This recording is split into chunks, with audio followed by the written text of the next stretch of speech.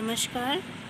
आज का पहला प्रश्न है, आयो घोष बड़ो व्यापारी, लाद खेप गुण ज्ञान जोग की, ब्रज में आय उतारी, फाटक दे कर हाटक मांगत, भोरे निपट सुधारी। उक्त पद में प्रयुक्त फाटक शब्द का अर्थ क्या है? इसका सही जवाब ऑप्शन बी है, अनाज फटकने से निकला हुआ कदन। ये इसका अर्थ है। हमारा अगला प्रश्न है, सोजे वतन संग्रह की कहानियाँ हैं। सोजे वतन संग्रह की कहानियाँ हैं। इसका सही जवाब ऑप्शन सी है, ए और सी। ए यानी यही मेरा वतन है, सी सांसारिक प्रेम और देश प्रेम। ये दोनों कहानियाँ सोजे वतन कहानी संग्रह में संग्रहित हैं। सोजे वतन कहानी संग्रह मुंशी प्रेमचंद का कहानी संग्रह है। हमारा अगला प्रश्न है, हिंदी साहित्यकारों के जीवन पर आधारित उपन्यास हैं। हिंदी साहित्यकारों के जीवन पर आधारित उपन्यास है। इसका सही जवाब ऑप्शन ए है, बी और डी, मानस का हंस और खंजन नयन। मानस का हंस तुलसीदास जी के जीवन पर आधारित है और खंजन नयन सूरदास जी के जीवन पर आधारित है और ये उपन्यास अमृतलाल नागर द्वारा रचित हैं। अगला प्रश्न है, हिंदी साहित्य का इतिहास दर्शन के लेखक हैं। हिंदी साहित्य का इतिहास दर्शन के लेखक हैं। सही जवाब ऑप्शन बी है, नलिन विलोचन शर्मा। नलिन विलोचन शर्मा हिंदी साहित्य का इतिहास दर्शन के लेखक हैं। अगला प्रश्न है, परिवर्तन कविता में पंत के अनुसार परिवर्तन है। परिवर्तन कविता में पंत के अनुसार परिवर्तन है। क्या है? नायक है, निदेशक है, नर्तक है, विदूषक है। इसका सही जवाब ऑप्शन ए है, नायक है। परिवर्तन क्या है? नायक है। अगला प्रश्न है, निम्नलिखित में से कौन सा शब्द वाचार्थ के लिए प्रयुक्त नहीं है? निम्नलिखित में से कौन सा शब्द वाच्यार्थ के लिए प्रयुक्त नहीं होता है? इसका सही जवाब ऑप्शन डी है, अन्यार्थ। अन्यार्थ शब्द वाच्यार्थ के लिए प्रयुक्त नहीं होता है।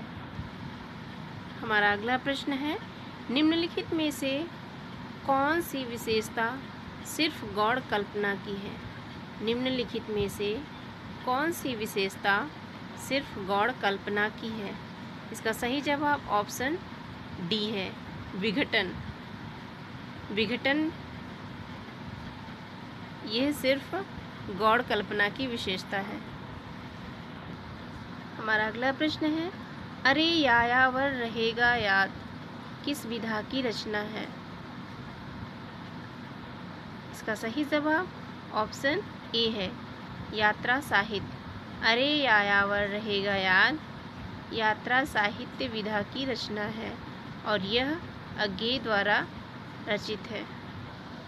अगला प्रश्न है, यह एक ऐसा इतिहास है जो लोकमानस की भागीरथी के साथ साथ बहता, पनपता और फैलता है और जन सामान्य के सांस्कृतिक पुख्तापन में जिंदा रहता है। यह एक ऐसा इतिहास है जो लोकमानस की भागीरथी के साथ साथ बहता, पनपता और फैलता है और जन सामान्य के सांस्कृतिक पुख्तापन में जिंदा रहता है।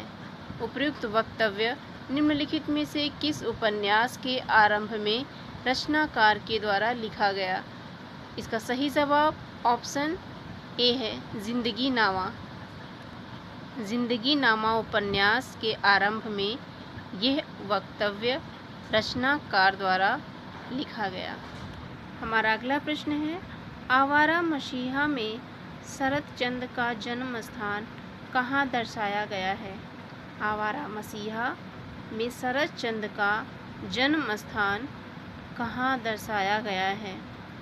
इसका सही जवाब ऑप्शन ए है, देवानंदपुर। देवानंदपुर में शरतचंद्र का जन्म हुआ था। आवारा मसीहा विष्णु प्रभाकर द्वारा लिखित शरतचंद्र की जीवनी है।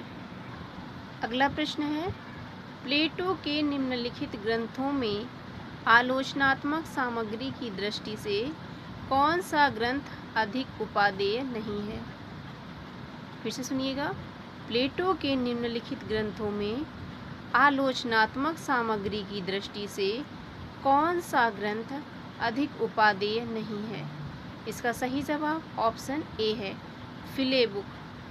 फिलेबुक ग्रंथ अधिक उपादेय नहीं है। हमारा अगला प्रश्न है, जैसन कहत बाड़ा जोगी बैसन बढ़त बाड़े रोगी, बड़ ससतिया सहबा राम उपर्युक्त पद किस आत्मकथा में उद्धृत है? इसका सही जवाब ऑप्शन ए है, मुर्दहिया में यह पद उद्धृत है। मुर्दहिया तुलसी राम की आत्मकथा है। तो कैसी लगी आज की प्रश्नोत्तरी? ज़रूर बताइएगा। धन्यवाद। जय हिंद।